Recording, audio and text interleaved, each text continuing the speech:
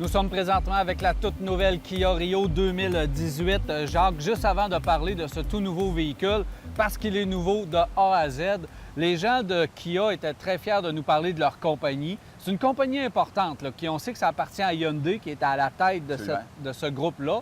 Et ils nous ont parlé de leur division parce que du côté de chez Hyundai, bien, on sait qu'on a la division automobile, Hyundai Kia. Oui. On a aussi une division acier. On fabrique notre propre acier du côté des Coréens, puis ça, on est très fiers.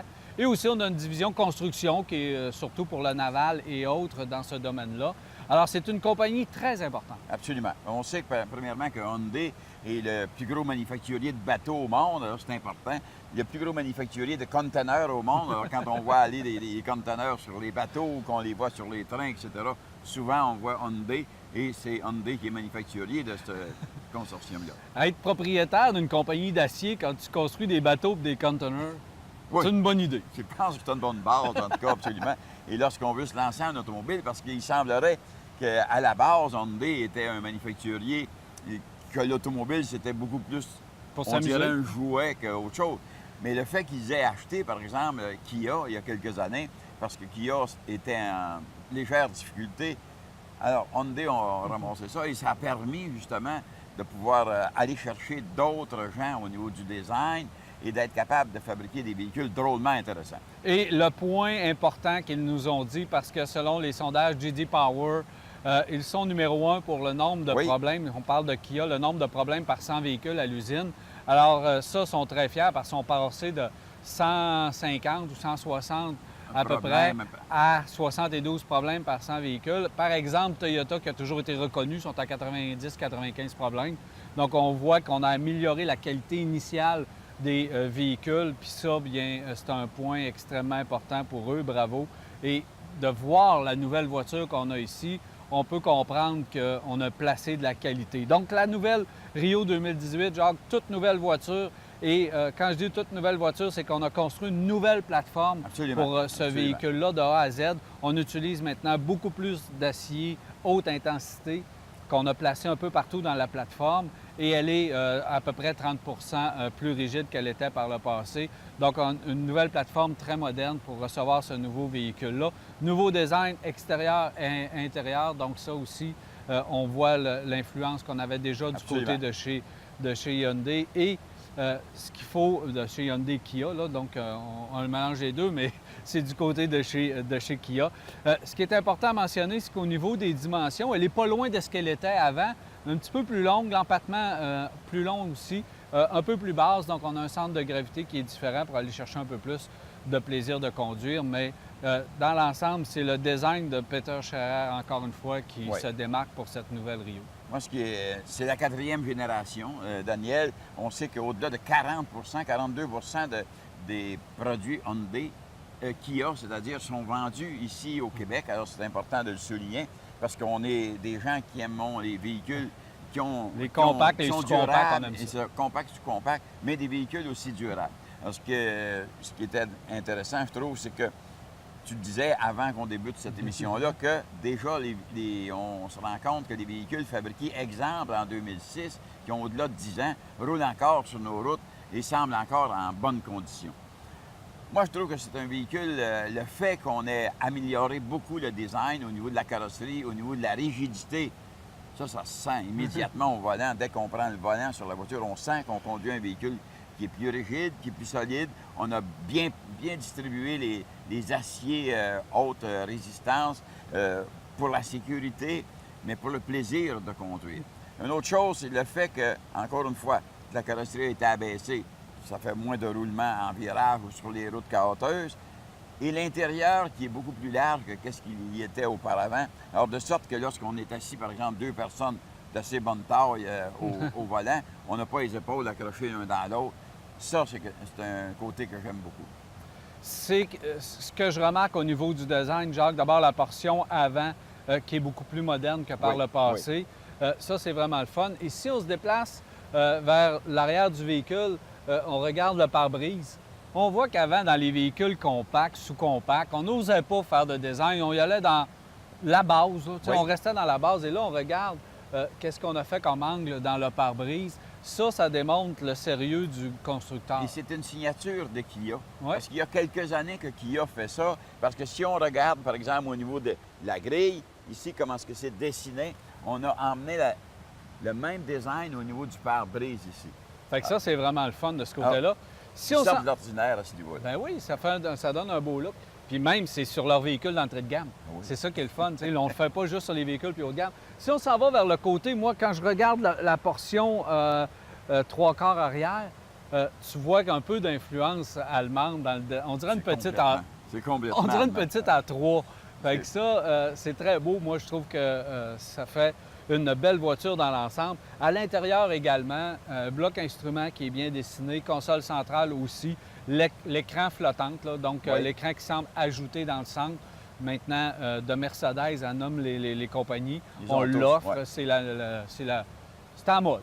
Hein? Oui, C'est absolument. le design du jour, c'est Oui. au goût du jour. Donc, c'est en mode, c'est facile également de pouvoir le consulter. Belle console centrale. Et un point, Jacques, qu'ils nous ont dit, c'est que là, maintenant, bouton et commande, c'est en haut du levier de vitesse. Oui. Plus rien en bas du levier de vitesse. Souvent, les sièges chauffants, quelques petits boutons de commande étaient en dessous. C'est un peu difficile d'accès, surtout le soir. Donc, on a placé tout ça dans la portion plus élevée de la console centrale. Donc, au niveau ergonomie, c'est encore une fois très, très bien.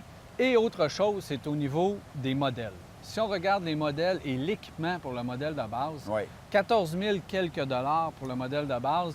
Il y arrive, puis je vais en oublier, mais j'en nomme quelques-uns. Siège chauffant, vitre, porte électrique, volant de cuir Chauffant. et chauffant, pommeau de cuir également sur le levier de vitesse, caméra de recul, Oui. Bluetooth, radio satellite, nommez-en. Ça, c'est dans le modèle à 14 995 de base. Oui. Beaucoup d'équipements. Et lorsque tu montes, évidemment, tu vas aller chercher davantage d'équipements. Les éléments de sécurité sont là également. On peut même avoir le freinage automatique, donc de 8 à 80 km/h. Oui. S'il y a un obstacle, le véhicule peut s'immobiliser tout seul. Mais là, il faut aller dans les modèles EX encore un peu plus équipés. Donc, la liste d'équipements et de sécurité, vous pouvez tout avoir ce que vous voulez dans ce véhicule-là. C'est incroyable.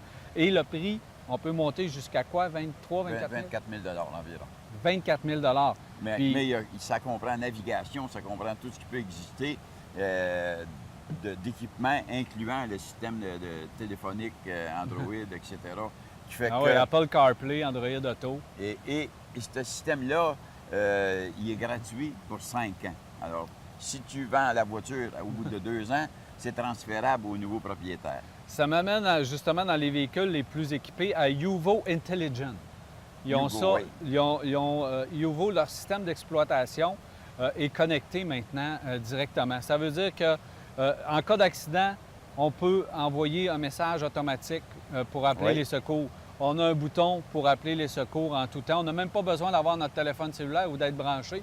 Ça va aller le chercher également. Si Mais- on a l'application sur notre téléphone, on Oui. peut démarrer la voiture, on peut ajuster la climatisation, on peut faire allumer les lumières, on peut changer toutes sortes de choses. On peut même activer notre volant chauffant. On peut localiser notre véhicule également et plein d'autres fonctions aussi.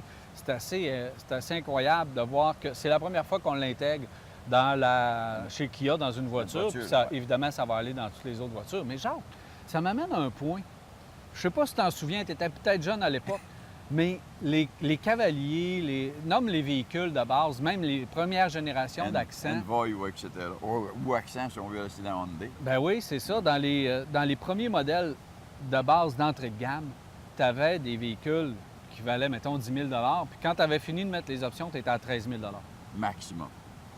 Là, il y a 10 000 d'options. Fait que le modèle de base et le modèle le plus équipé, tu as 10 000 de différence. Ouais. Bien, il faut dire qu'on part, par exemple, avec le moteur qui est un moteur 1,6 litre qui fait 130 chevaux et avec une bonne boîte manuelle 6 rapports.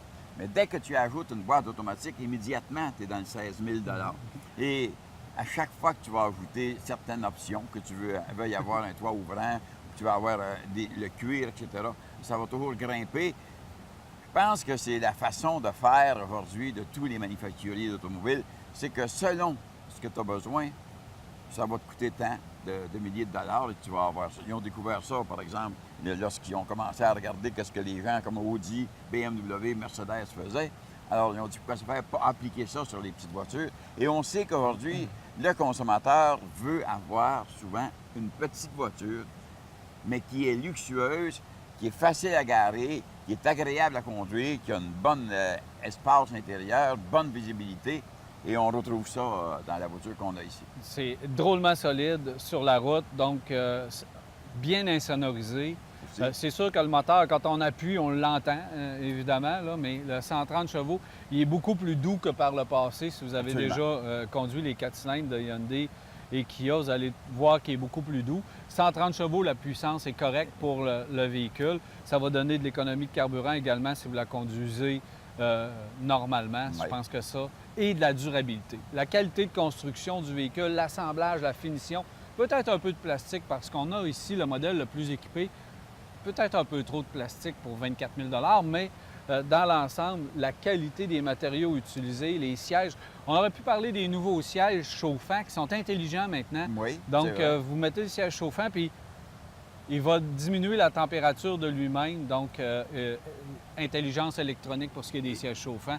Il y en a, on en oublie. Et comparativement à ce qui existait au niveau des sièges, maintenant, on a, à partir des épaules, aller jusqu'aux cuisses, que le siège chauffe. Alors qu'antérieurement, on a eu ou soit juste le dossier ou juste l'assise.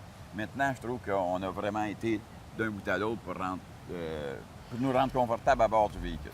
Alors, belle voiture qui va être durable, faible coût d'entretien, bonne garantie. Ça devient un joueur majeur dans le véhicule des sous-compacts. Absolument.